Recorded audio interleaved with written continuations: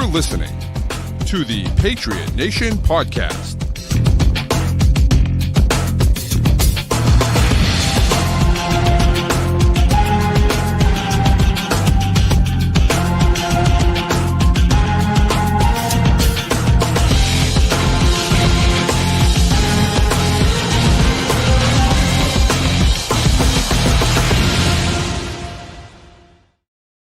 All right, welcome into another edition of the Patriot Nation podcast. As always, a proud member of the CLNS group of podcast. Make sure you download and subscribe to all those great shows to get great Patriots content all week long. But tonight, it's me, Pat Lane, with your guy, Matt St. Jean.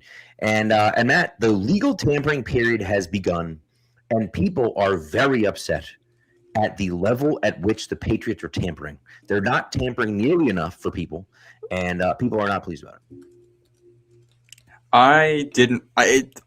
There is so much vitriol today, and I was not expecting this. The new league year hasn't started. The new league year has not started yet. Pat, we're on to the 2028 NFL draft. And somehow people are convinced that the Patriots suck. It's just like, okay, sure, Kraft is cheap and won't spend any money and blah, blah, blah. Like, stop it. It's crazy. Yeah, it's insane. Obviously a disappointing start to free agency. We are also 10 hours in with a lot of good players still left and 11 draft picks to be made. So, like, I wish they did more, and also, that happens. Right. And I listen, I'm upset they missed out on Pierce. I'd feel a lot better if they had signed Pierce.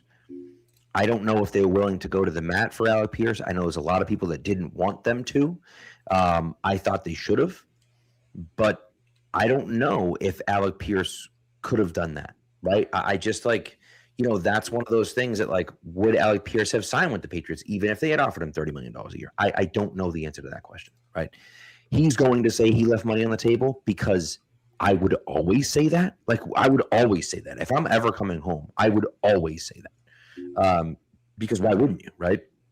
You're instantly the hero who took less money to come back home. Whether it's true or not, who cares? It doesn't matter. So, that's what I would always do. But this is the type of stuff. Like, what are we talking about? Ben Brown is not going to be the starting left guard for the Patriots. 2 guards have signed so far. Two guards have signed so far in free agency. Like, there's a million guards available. There's also a chance the Patriots draft a guard at 31 overall. Like, let's pump the brakes, people. Yeah. The roster today is not the roster that's going to take the field week 1. Right. Like I said, there are a lot of good players left in free agency, or at least relative to free agent standards. It's a bad free agent class. And they have 11 draft picks to make. Yes. Not to mention, if we're going to talk trades, they have months and months to make trades. Mm-hmm. And I think we've said, let's start with a receiver right off the top, because I think that's where you got to go. I want to start with the A.J. Brown of it all, and maybe we can work back Alec Pierce. Yeah. I don't think A.J. Brown gets moved before June 1st. I don't think he was ever going to get moved before June 1st unless someone was willing to give up something incredibly stupid for him. He's going to be 29 years old. He's declined the last 2 seasons. He's got bad knees, and he wants out from a team that is the Super Bowl champion. It's a weird situation going on right there. And it's going to cost the Eagles $20 million if they get rid of him now. The Eagles have a very clear out after this season. I think the most obvious path the whole time was that they were going to see if someone would give up something stupid now. No one was going to give up something stupid now. They're going to see if they can get A.J. Brown to buy back in and play out the season. And if you won't, you make a deal in camp or at the trade deadline. Right. And if you get him to buy back in, then either it works and you keep him, or it doesn't work and you move him after the season. Right. I'm not giving up 2 first-round picks to get 2 or 3 good years of A.J. Brown, which it seems to be is what the asking price was. That doesn't make any sense. It makes 0 sense, especially when we've seen receivers come in and be incredibly successful in year 1. Year 1. These guys come in and they dominate immediately. And they're not just the guys that are taken in the top 5 anymore. Like, yes, those guys are important, and yes, those guys do very well. But there are guys taken in the second round and taken in the third round, even, and sometimes taken in the fourth round, and sometimes even taken in the fifth round, like Puka Nacua, that come in and dominate right away. That happens. So why would you give up 2 first-round picks for A.J. Brown, who's 29 years old with a bad knee? What are we doing? Like, what are we talking about? I almost think if you're the Patriots, right? What if the Patriots, after the draft, on June 2nd, trade their 2027 second-round pick for A.J. Brown? And then everyone who's been crying and whining and complaining for months looks like an absolute moron. Yep. And it just like, I just don't understand what people are upset about. Like I get it. I get that we want A.J. Brown. I would like A.J. Brown on my team as well. I've wanted A.J. Brown since 2019. Right. So like it's one of those things where it's like, yes, we want A.J. Brown on the team. But like, at what cost? Right. And that's really what it comes down to, is that I'm not going to mortgage the future of the team for a 29-year-old wide receiver. Washington just did this. They just did this. They just traded for Fat Debo. What are we doing?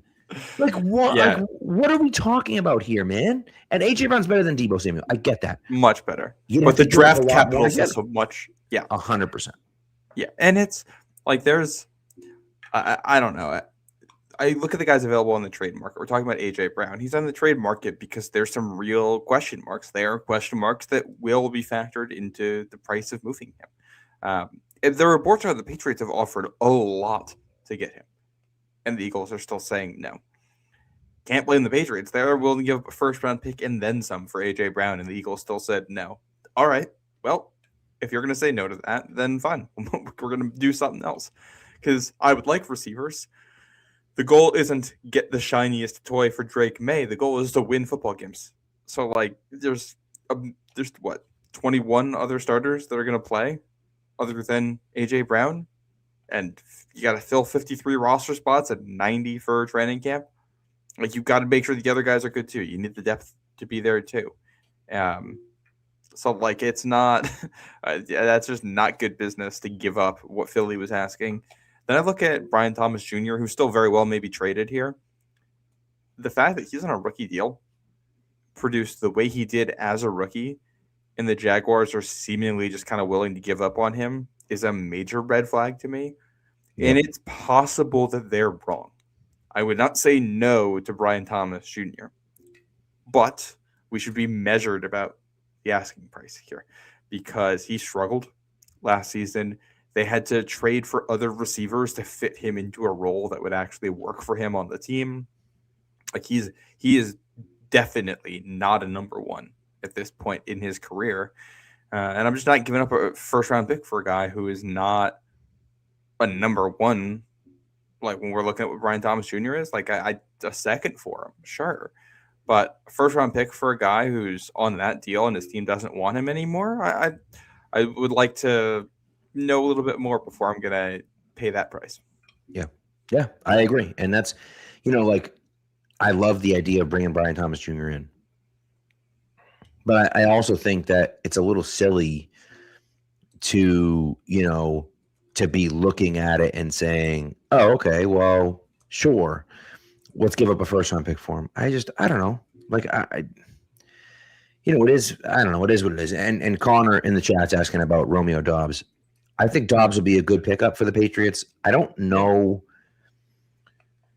I don't know how much different he is than Kayshon Boutte, but I do think he's a good receiver. He makes your receiver room better. I think it's worth pointing out that Doubs he's played 4 seasons in the NFL. 3 of them have been more productive than any season Kayshon Boutte has had. Yeah. He's not a number one. He's a quality number 2 receiver. He can play outside the numbers. He's not like massively going to elevate you, but he's better than Mac Hollins. He's better than Pop Douglas. He's better than Kayshon Boutte. He makes life easier there. And, right now, if I had to pick between, trading a first for A.J. Brown or signing Romeo Doubs and then using that first on a receiver and seeing what we can get here for some long-term magic, I would take the latter because I think Doubs is a good player in this league. I think he makes you better.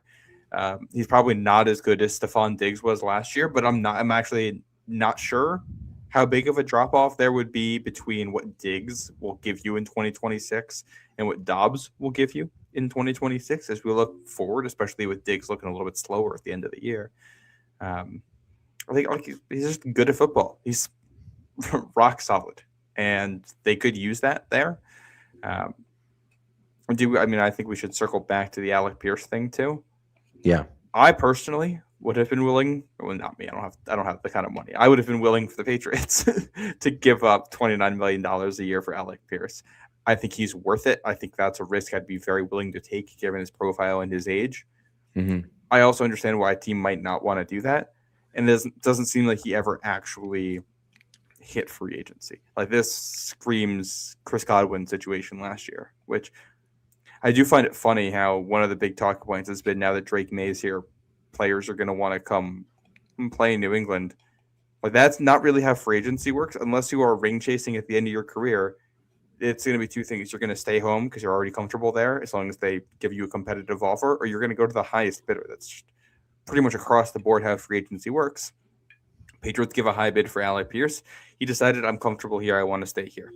Not a whole lot you can do about that unless you want to get really stupid with the money. And like you can if you want to, but there's a point where that becomes reckless and it's going to inhibit your ability to build a defensive line, to have depth in the secondary, which they need, to flesh out the offensive line, build out depth across this roster, things that they need to do.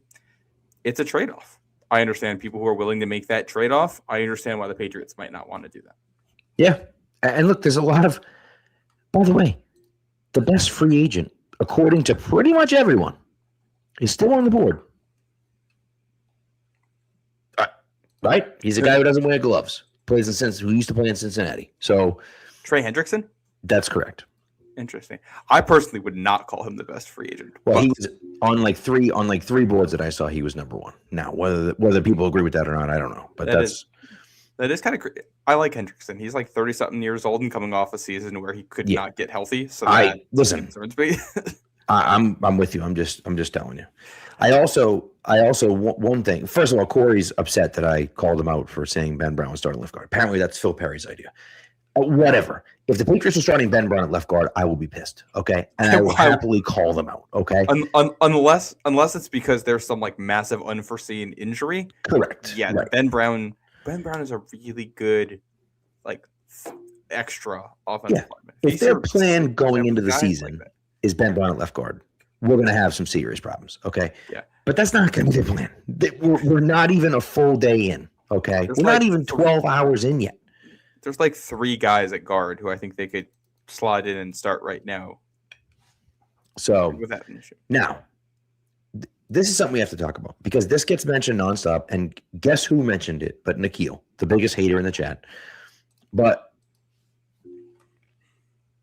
for those of you that are not watching on the stream and are listening, cheap craft is what it says. And this is the conversation that I've been having with people. It feels like you have it every other year when they don't spend the most money in the history of the NFL in free agency. That's right. The Patriots have done that not once, but twice. They've given out the most guaranteed money in the history of the NFL 2 times. Yeah, I think they had the second highest spending last offseason, which was only second because Minnesota also spent a ridiculous amount of money. And look how well that worked out for them last year. It just that's the type of stuff where it's, Oh, and this is okay. What drives me crazy about this, the Patriots were cheap for years. Why? Because Bill Belichick was really good at finding value. And this is something we as Patriots fans have taken pride in for like 2 decades, is that Belichick was going to run a tighter ship than anyone else and spend less money and still beat you. And then the second it stopped working, all of a sudden that became a craft issue. Like this is the sport. You're trying to win on the lowest amount of money possible because the less you spend, the more flexibility you have to go make moves, to go make splash signings. Like that's Belichick operates that way. And then in 2014, what do? Then they go make the big signing on Darrelle Revis to add on. Why? Because they've budgeted things well. They know where they have to spend money. They see someone available and they can go make that move. 2016, like Chris Long coming in, Stephon Gilmore coming in 2017. making big targeted signings when you have to fill in gaps. And that's for the most part what the Patriots did in 2021 and what they did last year. There's also minimums of how much you can spend. So like, even if, I know people like to throw around the thing that the Patriots being last in cash spending, which is largely, I think, them just signing guys and then cutting them early because they paid way too much for guys and wanted to move on from them, combined with the fact that their draft picks were awful and they weren't re-signing any of them and handing out any of that money. It's just like they're spending a lot of money. This isn't baseball where the Cincinnati Reds out here, where there are players that are making more money than their entire payroll is. All of these teams are competitive with spending, and Kraft's doing it outside of this too by building an entire new training facility. Like, I got my issues with Robert Kraft. Trust me on that. His spending in the last, we'll call it 12 months here on the New England Patriots is just not one of those issues. Well, and here's the thing, right? Ultimately, what it comes down to is this. We can look at the contracts. We can look at the football. We can do all that stuff. There's 32 teams in the NFL. 31 of them have PSLs. Now, those of you out there listening may not know what a PSL is, but me as a season ticket holder, I can tell you what a PSL is. A PSL is a personal seat license.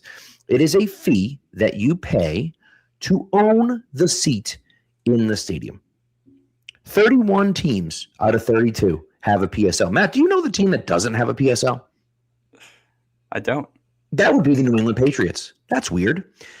Gee, let's see. When Kraft built his stadium and then renovated his stadium and then built his brand new state-of-the-art training facility for the team, he took $0 in public money. 0.0. The Bills financed their entire stadium. The Bears are screwing around with all sorts of different things to try to get the Chicago to pay for them to have a new stadium there. They don't take public money. Okay, cool. That's fine. Sure. You know, like, so it's all of this stuff. He's doing all of these things. And as I said, the two most amount of guaranteed money that's ever been given out in 2 off seasons. They broke the record in 2021. They broke their own record in 2024. Or 2025, I'm sorry. This is the type of stuff where it's like they spend when they have the opportunity to spend. It's just like, I don't know what you want, because they are spending money. They are doing those things. And, you know, Kraft is willing to pay. He's always been willing to pay. And that's the frustrating part, where it's like, do I have problems with Kraft? Absolutely. Did he save football in New England? Would the New England Patriots exist if it wasn't for Robert Kraft? No, they would not. They would be in St. Louis, and we wouldn't be doing this, because the Patriots New England wouldn't have a team. So Robert Kraft saved the Patriots in New England. Okay, that's a fact. That's not an opinion. That's a fact. So fine, but you know, this is the type of stuff that, like, it's one of those things for me. Oh, and Kawhi mentions a great point. Kraft paid an entire coaching staff. He fired the entire coaching staff and paid them. It was the worst financial decision he's ever made. It was. But he admitted his mistake and moved on. And Nikhil, you're right. It is the entire Boston media saying he's cheap, because they're doing it on purpose. Yeah. Stop listening to Michael Felger. He doesn't know what he's talking about.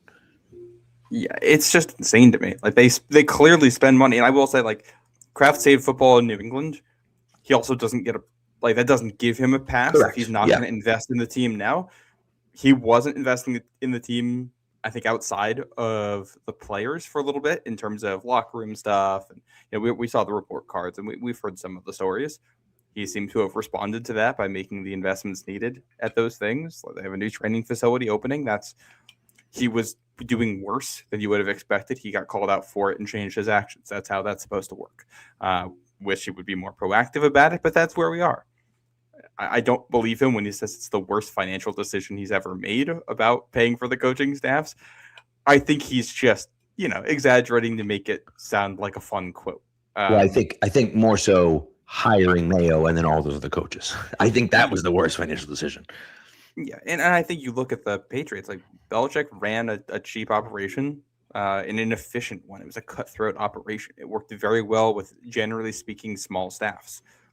The league is different now, and you read a lot of the behind the scenes about the Mayo transition and then the Vrabel transition, and really seems like Kraft was not aware of the way of how things were done in other buildings. He only knew the way Belichick was doing it and was not used to the change in philosophy you're going to have when it comes to spending for coaches and assistants and moving expenses and stuff, which is, I think understandable why he would not know those things. And also it was still his responsibility to know those things. And once again, he had it called out for him by Vrabel and changed his ways. I don't think Mike Vrabel is coming here to coach if he's not going to get the full financial backing to win that he thinks he needs. Just from what we know about Mike Vrabel and the fact that he had other job opportunities last offseason, he's not coming here unless he thinks he can make the decisions he wants, which you get to free agency right now. Like or hate the moves the Patriots have made or not made, these are all Mike Vrabel's moves. And he put together a great team last year. So I'm going to give him some leeway here and trust his judgment a little bit. It worked last year. Let's see if it works this year. Right. It's one of those things. And we have to trust the process a little bit, right? Like last year was fun because they spent a ridiculous amount of money and they signed some great players. And Milton Williams was an awesome addition. Stephon Diggs was an awesome addition, who, by the way, I don't think was on the first day of free agency. So I think Stephon, I don't remember when they announced the Diggs, but I'm pretty sure it was like a few weeks into free agency. But oh yeah, that came later. So nevertheless, right? The hard part for me is where I look at it and say, okay, well, these are guys that could. Again, I just think that yes, last year was great, okay, and we had some high-priced free agents that came in. Was anyone excited about Caleb Von Chasen? Was anybody excited about Kyrus Tonga? Was anybody excited about Robert Spillane? Was anybody excited about? Well, a few people excited about Carlton Davis. Was anyone excited that we re-signed Jalen Hawkins? Right? Was like these are the types of things. Was anyone excited about Morgan Moses? Was anyone excited about this is the type of stuff where it's like there's a lot of guys that we brought in that were under the radar guys, right? Guys that we didn't necessarily, people weren't, clamoring over, that paid off, that played well last year. And so let's trust in the process. Do I love Draymond Jones? No, I think he's all right.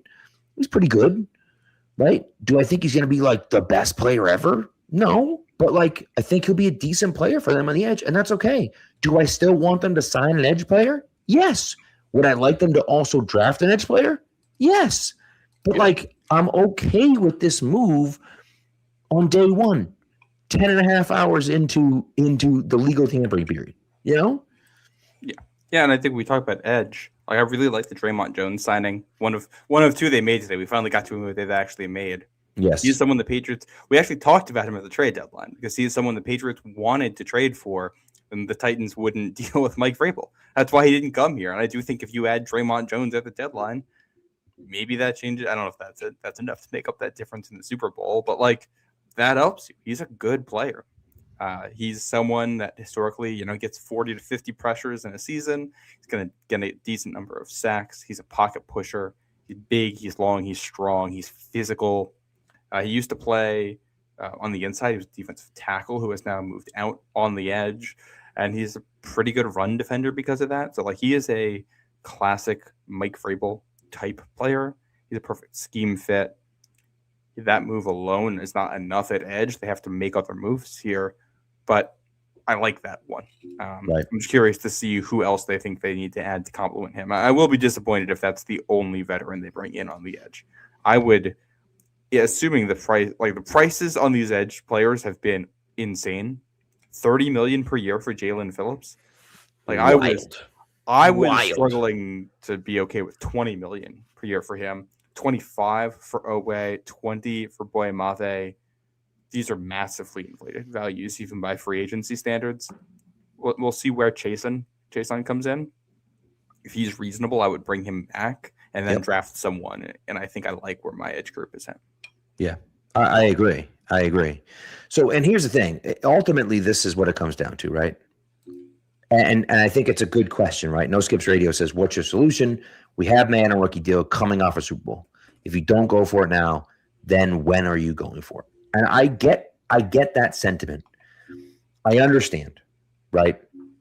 But my thing is that I want to take care of the guys that I have. If I believe in guys in my system already, I want to take care of those guys. I want to sign Christian Gonzalez to a huge deal. I'm doing that. I'm doing that this offseason, right? Because what I've seen from Christian Gonzalez, not just on the field, but the leadership behind the scenes. The other thing was that he came into the league and people really were like, I don't know. He's not going to play the run. He's not physical. He's not hard-nosed. He's not tough. And he's tough, man. He plays the run extremely well, right? I think that he's grown a lot as a player and as a leader. I want to reward him for that. And so I want to pay Christian Gonzalez. I also think that we've drafted a bunch of guys. Let's see what happens. I don't know. I'm not banking on Kyle Williams to be like a wide receiver one, but like Rashid Shaheed is a good example for this. Rashid Shaheed signed a reasonable deal to go back to Seattle. But I don't like he's better than Kyle Williams. Don't get me wrong. Rashid Shaheed's definitely better than Kyle Williams, 100%. But like he's going to take the steps that Kyle Williams is going to take. He plays the same position. He does the same thing, right? He's better at it, but he does the same thing. I'd rather have Kyle Williams try to grow into that role than pay Rashid Shaheed 19 because he got 17, $19 to $20 million a year to do that. I don't want to do that because I have guys already.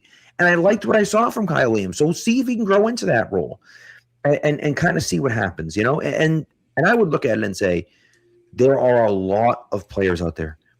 Edge rushers, Boye Mafe. Nikhil's obsessed with Boye Mafe here, getting paid a ridiculous amount of money to go to Cincinnati. That's fine. Cincinnati just completely bungled this entire situation. The Trey Hendrickson thing was a complete disaster, so they had to spend money on someone. So they brought Boye Mafe in for $20 million a year. What the hell is that?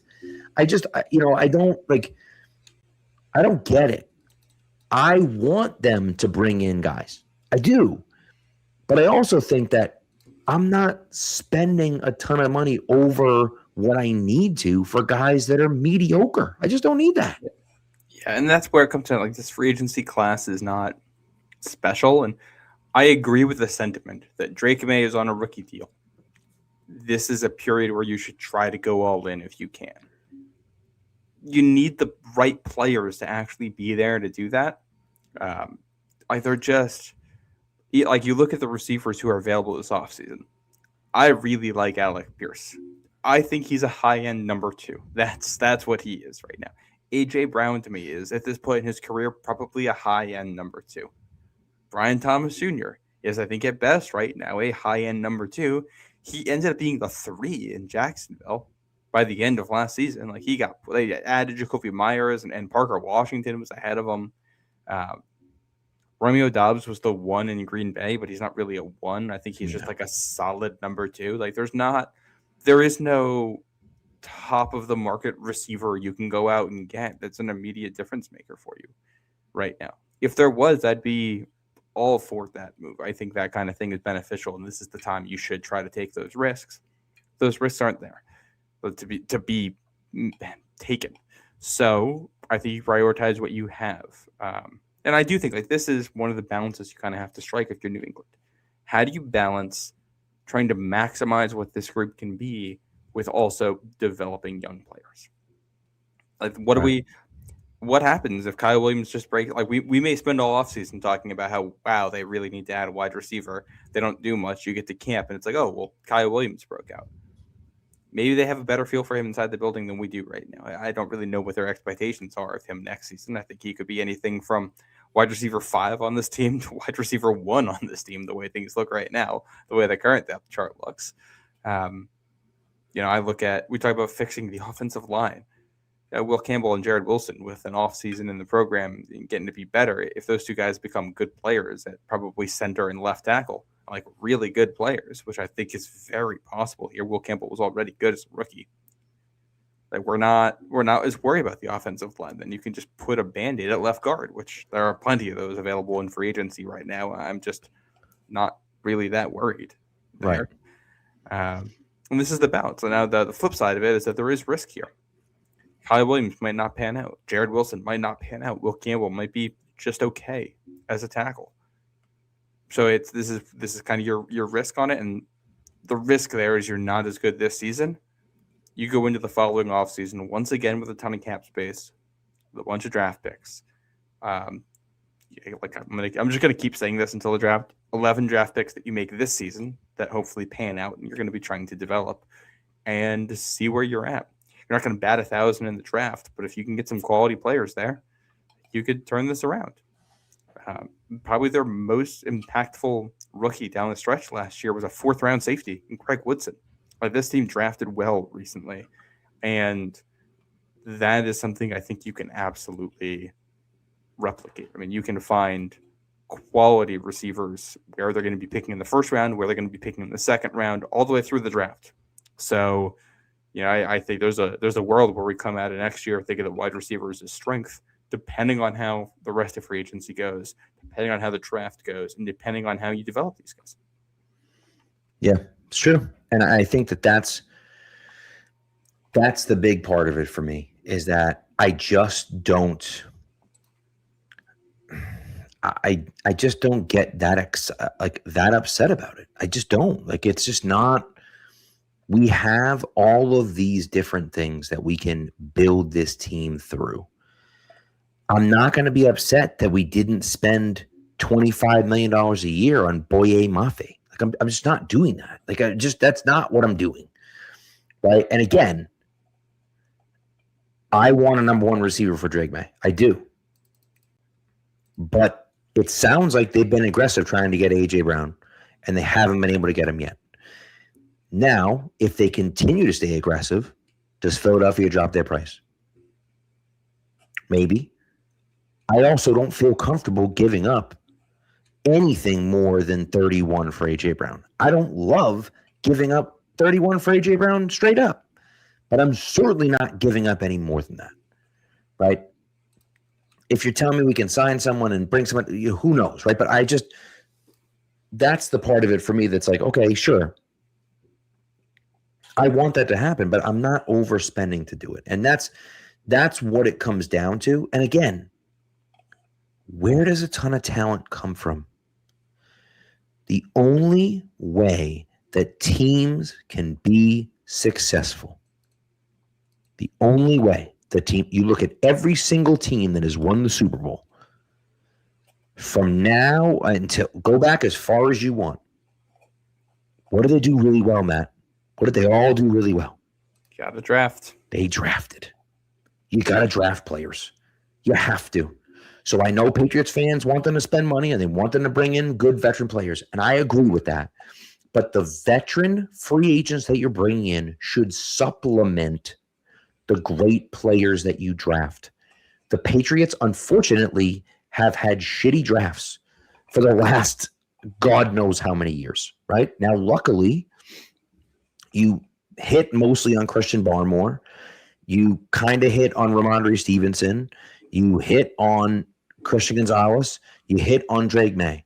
You hit on Marcus Jones. Yep, Marcus Jones. You hit on, it seems to be a good amount of players on this draft. Now, to varying degrees, we'll see what Kyle Williams turns into. We'll see what Travion Henderson turns into. We'll see what Jared Wilson turns into. We'll see what, Will Campbell turns into. And Joshua Farmer. And all those guys, right? And, then sometimes, too, it's about, oh, God, this is the second time today. I can't remember 91's name. Elijah Ponder. There it is. Yeah. Elijah Ponder.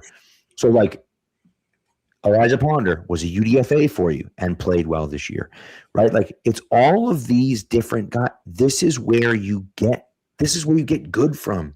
You have to get elite play from your draft picks. Look at Seattle. Seattle's like all draft picks. There's all guys they drafted. Right? In the same draft, they drafted Witherspoon and JSN in the same draft. pretty good, not bad.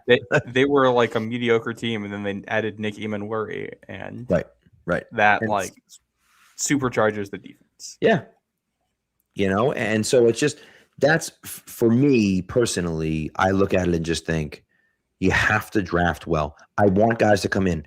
I want them. Someone asked about, what would I do? I'm signing a left guard that I think can be my starter day one. That's what I'm doing. Okay. And I think AVT is a favorite there among fans. Yep. I like Joel Batonio. I think Joel Batonio is someone who's experienced vet who Vrabel has worked with before, and that just seems like the easy plug-in. How about Elton Jenkins? Like Elton Jenkins was really good at left guard. They moved him to center, and he couldn't play center because he's a freaking guard. So sign him and put him back at left guard. You know what I mean? Like he's a Pro Bowl left guard. So I'm okay with that, And then if you're sitting there at 31 and Emmanuel Pregnon is there, or another guard that you like is there, you can draft that guy if you think that he's, a plug-and-play starter on day one if you really want to. But you don't have to because you've signed a guy to play that spot, So it's just like that's what I would do. I'd sign another edge. Maybe I'd bring in a linebacker depending on who the guy is. Maybe a Leo Chanel type of player who plays special teams but it can also play defense for you. I want to bring back Jalen Hawkins still. I think that should be a priority for them to bring back Jalen Hawkins. And I think, you probably want to go out and sign a wide receiver. Whether it's a guy to the caliber of Romeo Doubs, I don't know what he's going to command on the market. But I think they should at least bring in some sort of wide receiver. I'd love Romeo Doubs, but if it's not him, somebody else to compete. I think the other name that stands out to me is Jawan Jennings. Yeah. Who I have concerns about his age and injury history too, but if you can get him at a bargain price because of that, I'm definitely interested. He feels similar to Matt Collins, but in the same way that Dobbs feels similar to Kayshon Boutte. You know what I mean? Yeah. So and I think he upgrades you, and I do think it's a weird offseason overall because the things that we know this team needs to do to get better, there are not necessarily obvious pathways to get those things. So this is what football is all about. I'd love a wide receiver one for Drake May. It's probably not going to happen this offseason unless they hit on someone in the draft. So if we can already rule out like that's not happening this year, the next question is, all right, well, how do you win? What is your next pathway? Part of that's obviously going to be internal player development. Part of that's going to be signing guys. Part of that's going to be drafting guys who you think can be complementary pieces. But this is where coaching and schematics are massive. And I look at the other signing they made today, Reggie Gilliam. Patriots probably had the worst fullback in football last year. Now they have the best one. Yep. He's a very good player. I look specifically at Trevion Henderson as someone who's a gap scheme runner who, he's quite frankly not that good at reading defenses and where to run. But if you give him someone to follow and just say, all right, go where this guy goes and then hit the gas, he can do it and he can punish you. All right, well, we got a fullback for him. And, you bolster that left guard spot and have players get better here on the line. If this offensive line hits another gear next year and you're able to block better and get the running game going, all right, maybe you're only playing with two receivers on the field most of the time. And your passing game is going to go through your tight ends and it's going to go through play action stuff. And you're going to run the ball a ton. We saw this with Mike Vrabel in Tennessee. They were a power running team that used an athletic quarterback. And, they had A.J. Brown then. But it was basically a power running game and then play action off of that with an athletic quarterback. You can replicate that here. I think it's going to look different because it's a different collection of players. Your quarterback's better. Your receivers are worse. Your running backs are worse, but your offensive line might end up being better here. And I think your offensive coordinator is definitely better. And you can put together something that's explosive. The goal, I think it's important to remember here. The goal is not to get Drake May to 50 touchdown passes so we can tie Tom Brady's record. The goal is to win football games. In 2026, that's going to mean being a very good running team. I think being a powerful blocking and forcing defenses to put heavy personnel on the field that you can exploit and beat through the air. Gilliam's the first step of that. I'm disappointed they didn't sign Charlie Kolar because I think he would have been a big part of that. I think it's notable that someone who is essentially a pure blocking tight end got $8 million a year. I think that tells you a lot about what NFL teams think about the direction the league is going right now. And I think that's a phenomenal signing by the Chargers. Probably too much money, but honestly, if I'm New England, I might pay it anyway. That's why I think I'm disappointed there. I think just getting a great blocking tight end helps you so much right now. I agree with you. By the way, all the people complaining right now, there are 5 teams that have yet to have signed an outside free agent yet. The Eagles, who won the Super Bowl 2 years ago and were in the playoffs last year. The Broncos, who lost to the Patriots in the AFC Championship game. The Jaguars, who made the playoffs and lost. The Seahawks, who won the Super Bowl last year. And the Packers, who made the playoffs and lost in the playoffs last year. 5 playoff teams. 1 Super Bowl winning team, 1 Final Four team. Those teams all have not signed an outside free agent yet. Is it because they're cheap? Is the Broncos owner cheap? Is the Seahawks owner? Seahawks owner's got to be cheap, right? Like that's got to be why, right? Because there's no other reason why. And I just like it's so stupid that we're doing this. Like this is the type of stuff where it's like we're 11 hours into the legal tampering period. The new year has not even begun yet. So my point is not that we should say forget about it. We don't need to pay anyone. That's not what I'm saying, right? I have no problem criticizing Kraft when he deserves it. I criticize Belichick plenty for the mistakes that he made. And I've brought it up a million times. I will continue to criticize Kraft on some of the mistakes that he's made. I think it was a big mistake letting Kyrus Tonga go. I think that was a big mistake. And that was a mistake they made during the year and not after the year. Was that Elliott Wolf? Was that Mike Vrabel? Was that Robert Kraft? I don't know who it was. I find it hard to believe it was Robert Kraft that was negotiating with Kyrus Tonga. But like whoever it was that was negotiating with Kyrus Tonga, you screwed that up because you should have signed him during the year. It was working out really well. You should just sign him and brought him back, right? And instead, he gets more money and goes to a conference opponent, right? Conference rival. Who you're playing this year. So, like, you know, and the team that you got to get through if you want to win, right? So, it's just I don't like that. So, but those things happen. You're not going to hit, you're not going to hit 1,000 when you're out there. It just is what it is. And so, that's the part of it for me where I look at it and say, okay, like that's fine. And No Skip says that those teams are way more talented than us. Really? The Packers? The Jaguars? Yeah. We beat the Broncos in the playoffs. Maybe you forgot that. We beat the Broncos in the playoffs. I don't know. The Packers lost in the first round of the playoffs. Like, they didn't win a playoff game. The Jaguars didn't win. Did the Jaguars win a playoff game? No, they lost to the Bills. No. Yeah. So, like, I'm not saying that we're clearly better than them, but I'm saying we're on the same level as those teams, probably most of them. Yeah, same tier. Yeah. Right. And so it's like, again, I want to bring guys in. I would like to be able to go into the draft and feel pretty good about our depth at most positions. Right. That's what I want. I want to say, okay, I feel like we have 22 starters on the team. Yeah. And we're pretty good with it. Now, can we upgrade at some spots? Yeah, sure. We can definitely upgrade at some spots. But I look at it and just say, yeah, like we're here. We feel pretty good about where we're at.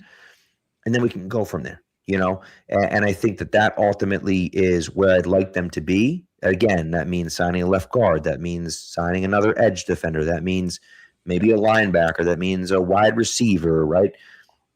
We have a long way to go, right? We have a month and a half left before the draft. So, almost 2 full months before the draft. So, let's just pump the brakes just a little bit before we go declaring that this team stinks and they don't care about winning. Yeah. Yeah, so I know. I 100% agree with all that. If they don't make a single signing and they decide they actually don't want to use any of their 11 draft picks, then I think we could criticize them for not doing anything. But I would agree. And by the way, we've criticized them for this is the stuff that pisses me off. We've criticized them plenty. By the way, I actually gave them a C for Draymond Jones today. So shut up, people saying that we just care about this and supporting everyone. And I gave them, I think I gave them a pair of B minuses for their signings today. Yeah. I think they're both solid. I wouldn't go further than that. I don't think they handled the Tonga situation well. Valerian Lowe, I think you could take or leave. I think Lowe's probably worth the money he got. He only plays left tackle. he doesn't play right tackle, at least right now. So it puts you in a weird spot where, like, he's a fine backup tackle. You can find a fine backup tackle that plays left and right and be fine. You're going to have Marcus Bryant here for another year. If that turns into anything, I think they can re-sign Thayer Munford if they want to, or not. Or just get another swing tackle that you like. You know what I mean? Find just a different. You can find Thayer Munford in a different font if you'd like. There's a million of guys at that level out there, or trade for someone. See where you're at there. But yeah, I feel decent about where they are. I think they're probably going to draft someone to tackle somewhere in the middle of this draft anyway, with a long-term view on it. So I can't really be that upset there. I know they cut Jelani Tavai today, and I think I described this to someone else earlier. They cut their linebacker for to save $1 million in cap space. I think that's all you need on that. Like, I don't think that needs any kind of emotional reaction. I think you just note down that it happened and you move on. Right. that's just part of being a football team, is that you just we're going to switch him out for someone else. It's a business. Jelani Tavai played pretty well. He doesn't fit this system. It's just the way it goes. You know what I mean? They couldn't cut him last year without incurring more cap. They made the best of him on the roster this year. And you move on because he's not a scheme fit anymore, and you're going to save a little bit of money, and you can put it towards other players here. Agreed. Which I fully expect they do. They have a lot of cap space as of 10:54 p.m. on March 9th. They're going to have a lot less cap space by the time the season starts because they're going to use their own players. If they don't, then I think the cheap allegations are probably well founded. Yeah. Again, probably not at Kraft, at Vrabel for that. Look at the signings that they've made or not made. The guys that they're choosing not to bring back or choosing not to go higher on offers. That's not Kraft coming in and saying, all right, you can't offer a penny more than this for this player. That's Vrabel and for the front office saying there's a limit to how much we think this player is worth. And the goal is to build a quality team. We can't sacrifice resources away from other positions just to go get this one player. Does Mike Vrabel strike you as a guy? Does Mike Vrabel... He does strike me as a guy. Strike you as a guy who will keep his mouth shut if something like that were to happen? If he were to go to Robert Kraft and say, I want X amount of money to pay this guy, and Kraft were to say, nah, figure it out. I feel like Vrabel just wouldn't keep his mouth shut about that. I feel like he'd be pissed about it, and he may not say it, but I feel like he would hint at things pretty strongly, and not in the nicest way. We would hear about it. Yeah. So I think that to me is the only thing you need to know. It wouldn't go unnoticed that that Kraft basically said no to signing a guy. It's just in cases I feel like Vrabel would just do it anyway. He'd be like, "Yeah, Robert, give me the damn pen. Signing your name for this." Yeah.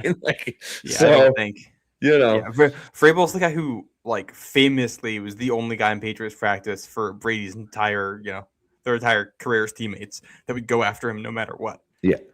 But this is who he is. He doesn't back down from anyone. Correct. So yeah. Well, let's take a quick ad break and then we're going to come back. We don't have a ton more left. I don't think we're doing a mock draft today. No, you know what? I was actually just going to say to you, I think maybe we do on Thursday instead of Monday, because we'll be a few days into free agency at that point. Maybe there'll be some more signings at that point, and we can say, oh, left guard is crossed off the list. We don't need to draft a guy like that. So yeah. So shoot your shot on Prize Picks and get $50 instantly in lineups when you play your first $5. That's right. Prize Picks is now giving you $50 in lineups when you sign up and play your first $5. Prize Picks makes every dunk, every dime, and every board that much more exciting. So don't miss this chance to get started on America's #1 app for sports picks. Now, Prize Picks is simple to play. You just pick more or less on 2 to 6 player stat projections. If you get your picks right, you could cash in. Pick from all your favorite sports, anything from basketball, baseball, hockey, UFC, soccer, college basketball, tennis, golf, esports, and more. And don't forget that Prize Picks has early payouts. If your player gets off to a hot start, you now have the option to cash out those winnings before the game even finishes. So what are you going to do? Download the app Prize Picks. Put in the promo code CLNS and to get $50 in lineups after you play your first $5 lineup. That's code CLNS to get $50 in lineups after you play your first $5 lineup. Prize Picks. It's good to be right. Can I bring up a non-Patriots topic just very quickly? Yes. Nighthawk, by the way, says that my mic is more muffled than normal today. I don't know if I'm not hearing that, but no. Okay.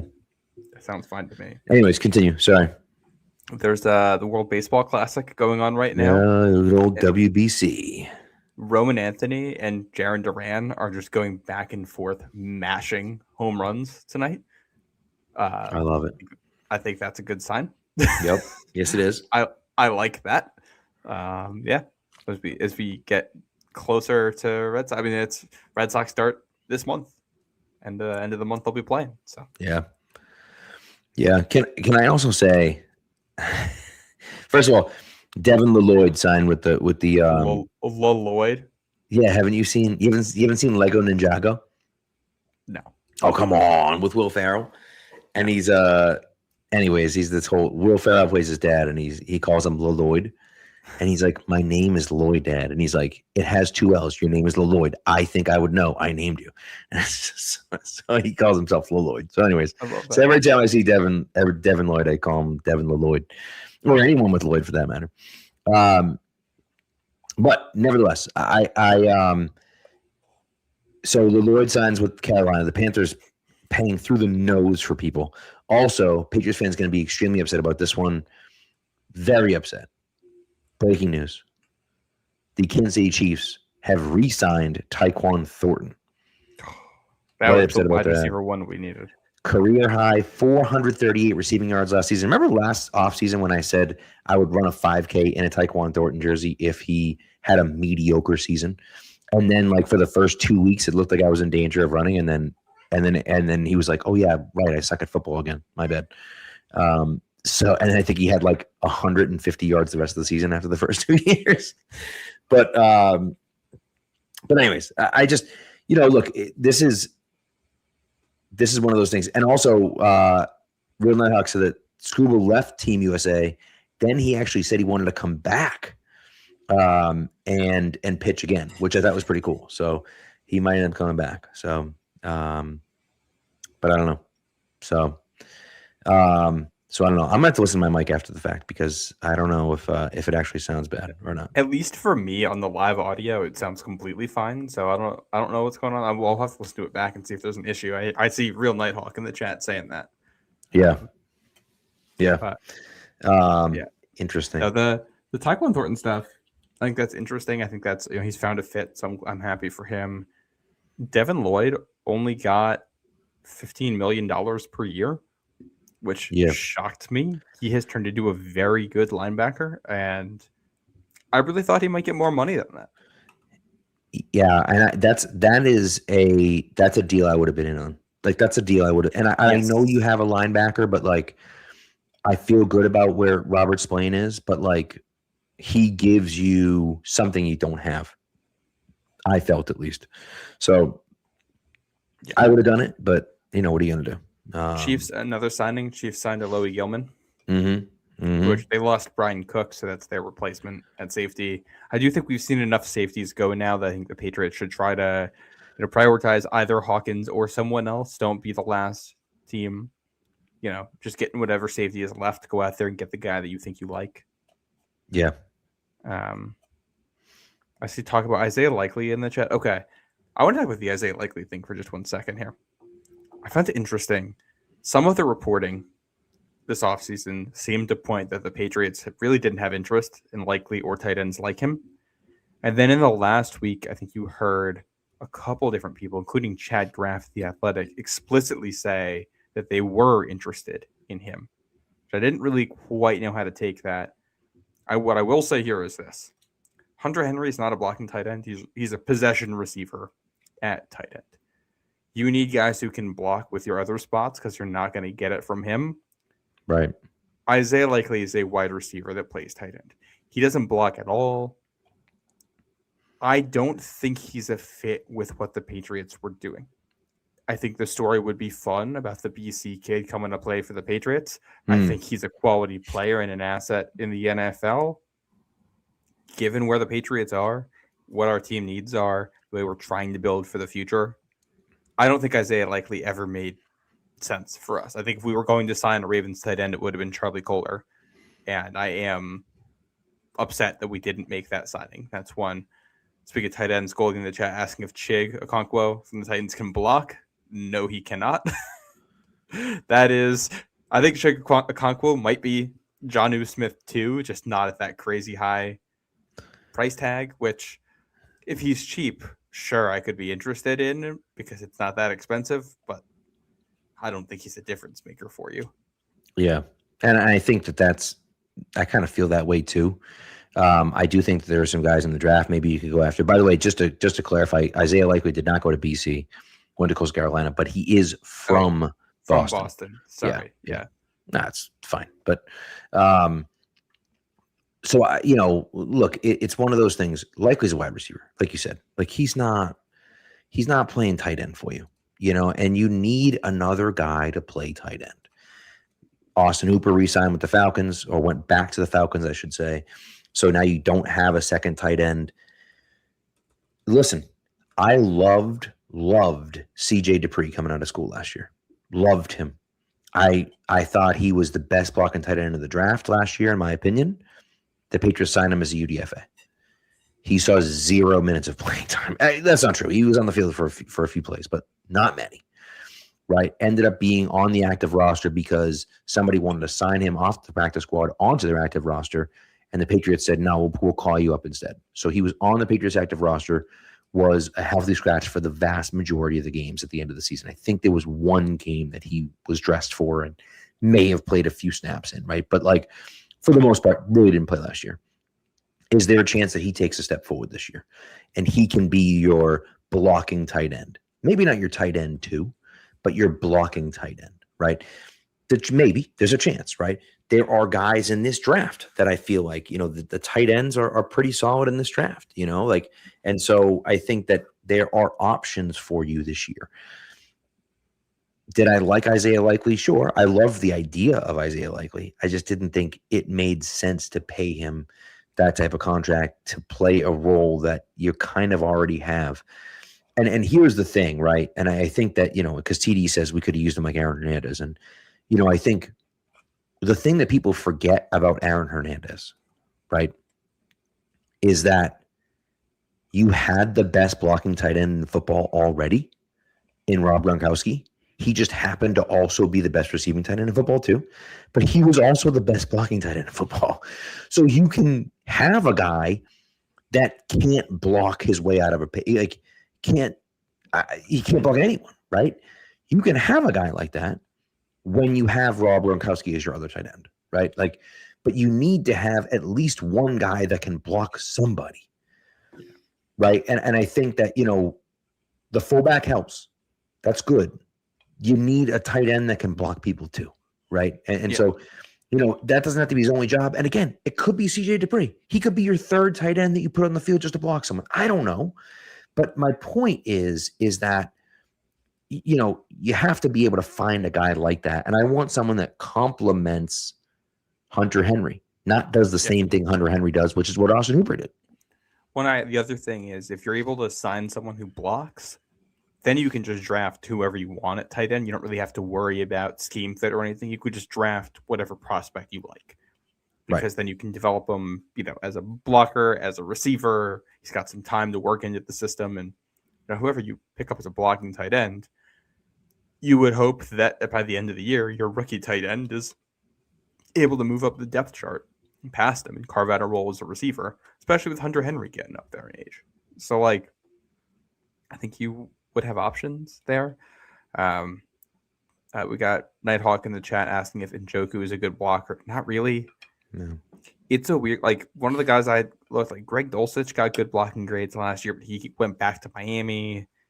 There's Charlie Kohler. There's not a lot. I wonder if they would consider trading for someone. I think that might be an option here. It's just that we're looking at paying $9 or $10 million for a blocking tight end to go get Charlie Kohler, and that's a tough. I'm not doing that. That's an edge rusher. I also will say, like, Njoku's not a great blocker, but like, if they would like to sign him, I'm okay with that because he's a dynamic receiver, and I think he shows a little bit, like he cares a little bit about blocking at times. But like, I'm not overpaying for him. You know what I mean? I think that's kind of where I'm at. And again, if you really wanted a number one, let's say you want a tight end to replace Hunter Henry. That guy doesn't exist in free agency for you. It just doesn't.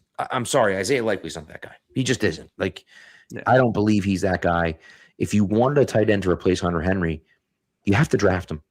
He's not available to you or trade for him. Isaiah Likely's not that guy, right? Friggin' Charlie Kohler isn't that guy. Daniel Bellinger, who I like, isn't that guy, right? Like, none of those guys are that guy. So, like, you have to either trade for him or you have to draft him.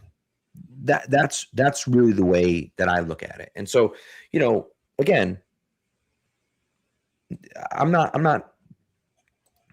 forgiving anything. I'm not saying that, that they shouldn't have done something. I'm just saying that where they're at right now I'm okay with where they're at tight end right now because there's really nothing else you could have done today other than sign a guy like Charlie Kohler. If they had signed Charlie Kohler for $9 million a year, I'd be pissed. So it's like, what are we doing with throwing money away to a blocking tight end? That just doesn't make any sense. So again, maybe CJ Dupree's that blocking tight end. And he can play the role that Charlie Kohler played in Baltimore with two receiving tight ends ahead of him. Right? Like, I'm okay with that. And I'm not saying that's the perfect example. I'm not saying that, but like, I don't hate it. Michael Mayer, Hughes Munkus is asking about Michael Mayer from the Raiders. Like, maybe.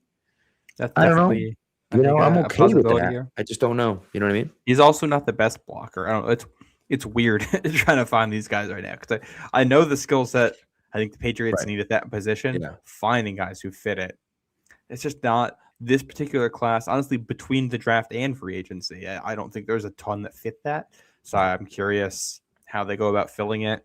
Sadiq will block. He's just not a great blocker. He will. He's like Vernon Davis fullback's body. It's a strange athlete, and I think he'll be good, but I don't know. Like, I mean, if he's there, I would take him, but also, complete side note. Yes, I have to bring this up. There's a Josina Anderson tweet from while we're on air about AJ Brown and the Patriots and the Eagles. I can't watch it while we're doing this, but I think from what people come in here and said about it, I think in the replies, I think it's basically just saying don't expect anything to happen before June 1st, but maybe it happens after that. But that's not why I'm bringing it up. I'm bringing it up because in the replies, someone said that they're preaching to the choir here. And they spelled choir more incorrectly than I have ever seen it spelled, to the point where I felt like I had to bring it up on air. And I'm so sorry to this person. Do you see this, Pat? Are you looking at it? What come on, bro. This person spelled choir Quyer. Look, that would be pronounced choir. Like, phonetically, that's correct. Linguistically, oh boy. Yikes. Okay. Well, there you go. That was, TD asked about the deal for left guard, draft, or signing a free agent. I think we're in, as Alex Barth likes to call it, Soto territory. Sign one, draft one. Mm-hmm. Sign someone who can start if you need him to start. Draft someone who you hope can play better and actually win the job. Yeah. I think that's ultimately really what it comes down to, is that I just want, I just want to be able to have a guy that can play that position. And I don't mind drafting one, but I really would like to have a veteran presence in there at left guard when you have a second-year left tackle, when you have a second-year center who's playing center for the first time in his NFL career. Like, I think that's that's what I look at and say, I would like to have a guy with some experience there. Now, again, if you sign one and draft one and you get the training camp and the guy you drafted is way better than the guy that you signed, well, then you don't have a choice. You start the guy that's way better. It just is what it is, right? But I think that, you have to invest in the offensive line. I think that that's the number one thing for me. I think moving Jared Wilson to center is a big step forward in that direction. I think that's great. That's where he belongs. That's where he should stay. Now you have to say, we're going to get a left guard. Again, whether it's in the draft, whether it's in free agency, I want it to be both. But again, whatever. Right. And then you have Ben Brown as kind of your super sub. And I think that I'm okay with that. But you definitely have to do that. And you got to protect Drake May. That's the number one thing, is you have to protect Drake May. Yeah. No, 100%. So, also, Goalie's asked a few times, Hollywood Brown as wide receiver, in or out? He's like, I'd rather just pay for Romeo Dobbs. Dobbs is just a better player. Like, Hollywood's not a bad player. I wouldn't also say he's a good player at this point. He's fine. It's better than nothing. I also think if you sign him, he might not make the team. Right. So that's fine. I love the idea of Hollywood Brown, but I don't like the player Hollywood Brown.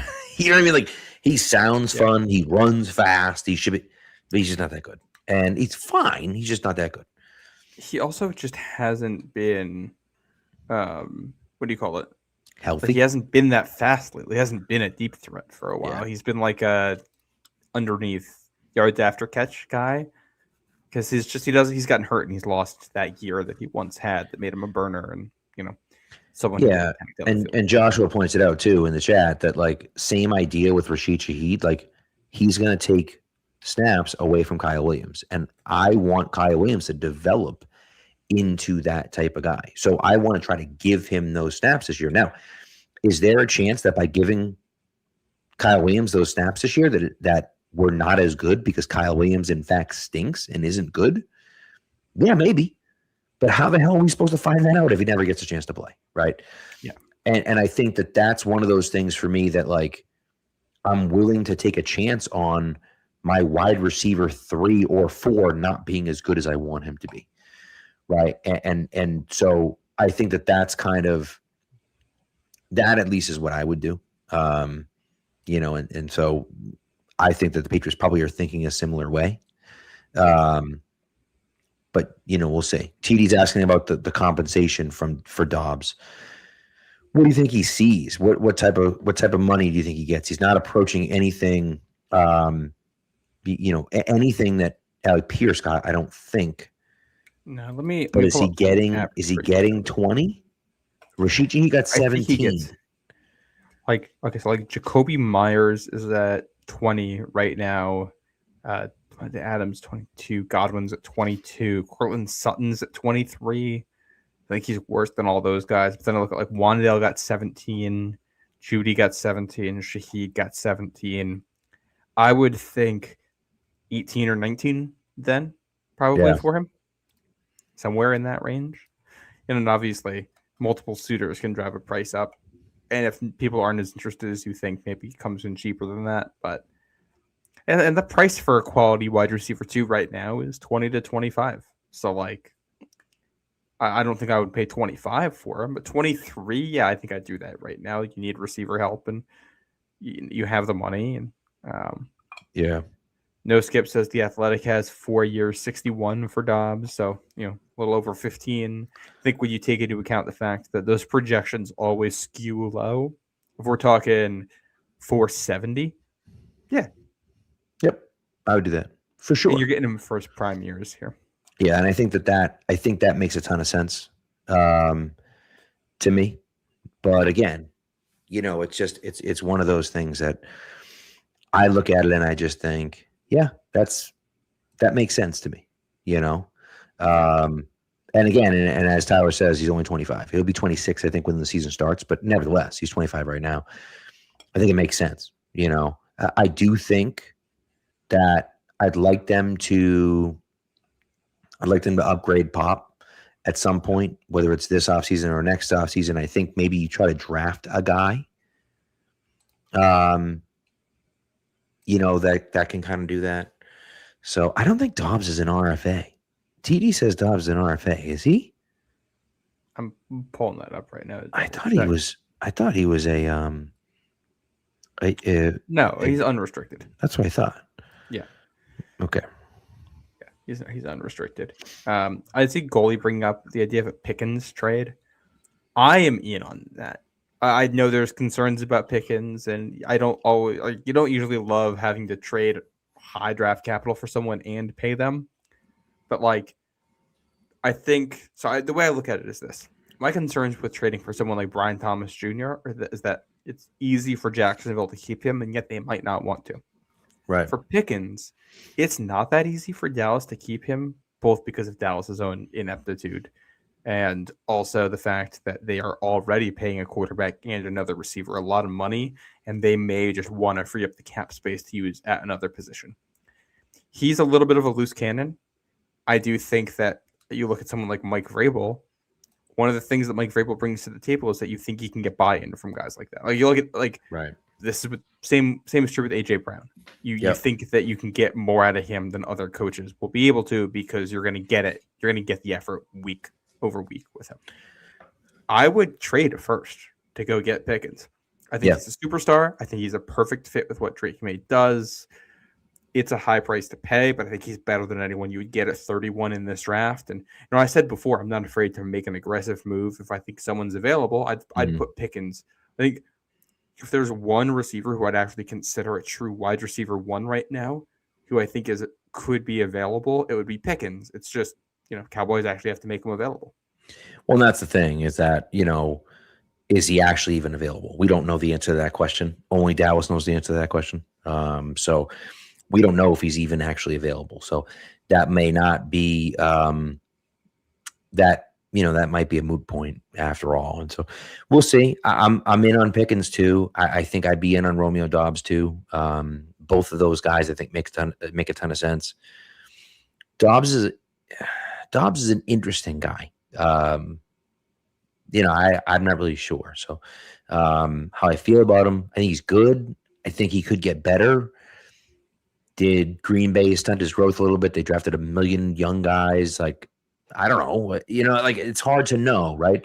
Because they have Romeo Dobbs, but then they drafted a wide receiver in the first round, and they drafted a wide receiver in the second round after drafting Romeo Dobbs in back-to-back drafts. They drafted a wide receiver in the second round and then a wide receiver in the first round.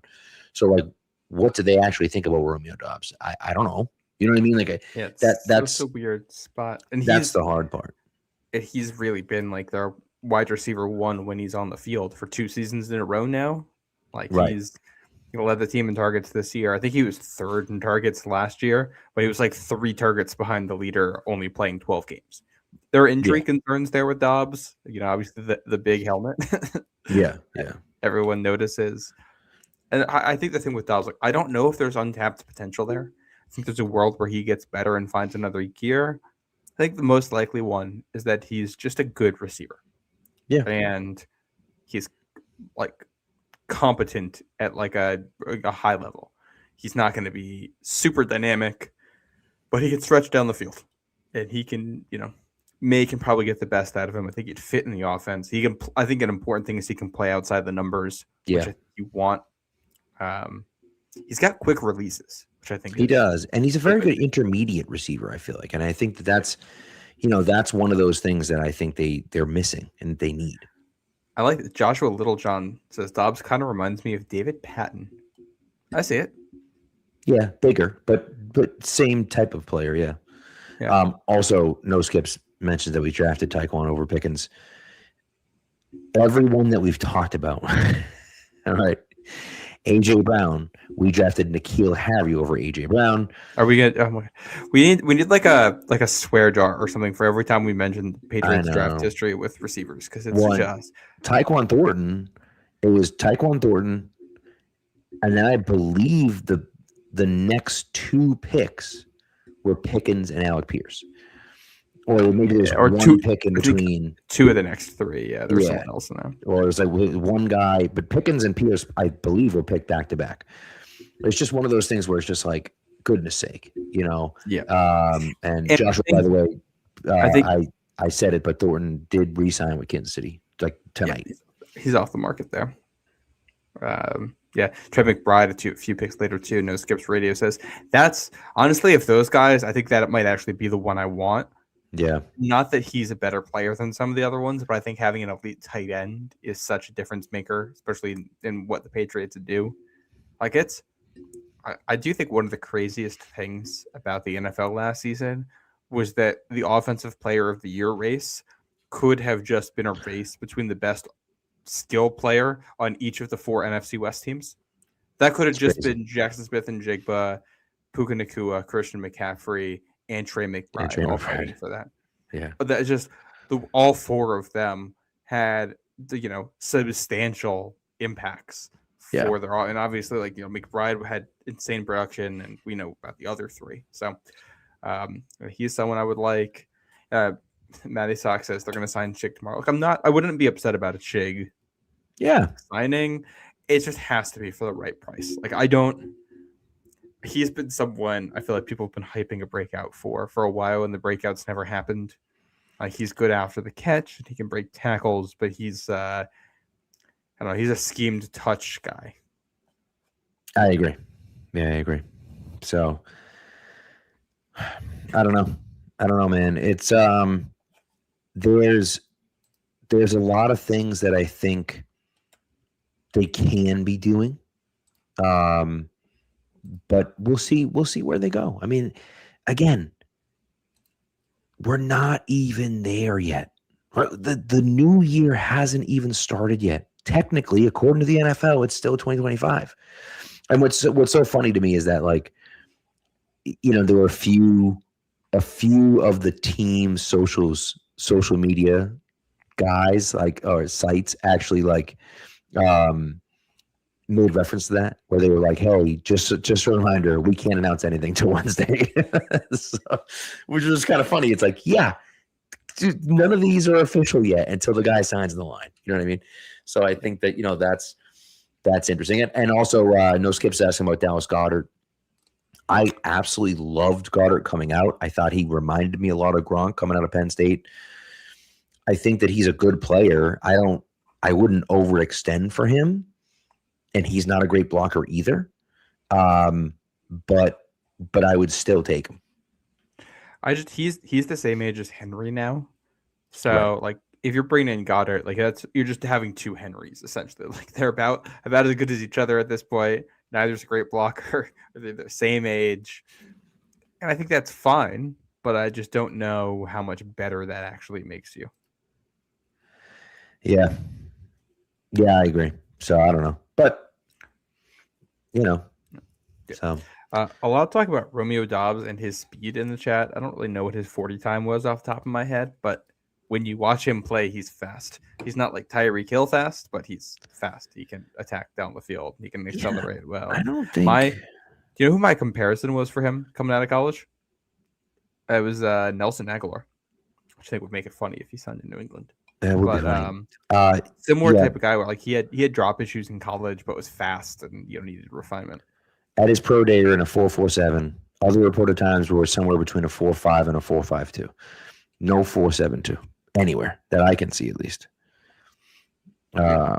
So he's fast on tape. He's not elite speed, but he's got speed. According to NFL, at this point, he's played in the NFL. We know how he looks against NFL defensive backs. He's fast enough to beat them. Right. According to NFL.com, they don't have. Do they have anything up? There, they do not have anything up. So there you go. He may have only ran at a pro day, but I'm not sure. Yeah. His combine only has height, weight, wingspan, arm length, and hand size. So it must have been pro day only. But nevertheless, there's a big difference between 4.72 and 4.47. So, but and Bruce, we don't blame you. We don't blame you. Just sometimes weird things happen up there. So, anyways, anything else? Anything you want to add? Anything else we got going on? I think that's it. I mean, I'm just curious about next steps. I think we'll do a mock draft on Thursday once we know a little bit more about where the Patriots are going with things right now, too. I think that'll make it easier, is when we know how they're filling out some of this stuff. I do think my biggest concern right now, like I think you can get a decent player at receiver. I think you can get a Band-Aid at left guard. I think you can add more guys at edge. I am worried that you're going to get to a point where, you feel like after the draft, there's still going to be you're going to be relying on a mid-round pick to probably fill a hole on this team. And that's the reality of this. You're building for the future. You're going to have to hit on the draft picks. You do have to hit on the draft picks now. Like that's going to be a key part of this. You just have to do it. I think the draft's going to be massive this year. And like I said on Twitter earlier today, when you say you have to hit on the draft, that also includes last year's draft, but developing those guys and getting the most out of them. Right. 100%. Yeah. And that's so, yeah, we'll see. I think the draft is huge for them. I also think, again, and I've mentioned this, but I want to have my positions filled before the draft starts. That's what I want. If I were the GM, I want a left guard, I want another tight end, I probably want a linebacker, and I want another edge defender. And then what else do I do? I don't know. Maybe I go out and sign a tackle to be a swing tackle, to be a backup. Maybe I go out and sign another corner to be a backup or whatever. And again, I want to bring Jalen Hawkins back. And so I think that's, I think there are lots of things to do still. There's also lots of time to do it. So, I think that's the big thing. And Goldie's mentioning Olave. I just don't think the Saints want to trade Olave. Like, maybe they do, but if you're the Saints, why are you giving up on that guy? Yeah, especially like they're building on offense right now and they have a young quarterback they think they like. Right. I think that they're just going to keep him. Well, the argument could be that he's going to get hurt, right? But like, isn't he more valuable on your team than you would get in a trade with someone if they're worried about his injury history? So like, if you're not going to get a lot back for him, why not just keep on the team? Yeah. So also TD saying the Hawkins is overrated. I don't know who you can do. Like he says, we can do better. Okay. Who's better than Jalen Hawkins as a free agent right now? Well, I think there's some decent safeties out there. It doesn't sign whoever you want. Like that's kind of been my position at safety. Yeah, There's right. a lot of decent players, and I think we're about to have a guest on the program. By the way, are you joining the show, Willow?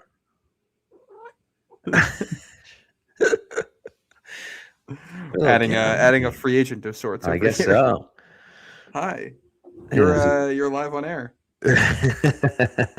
All right, she's settled. I love it. So, all right. So, anyways, I think that's. I look.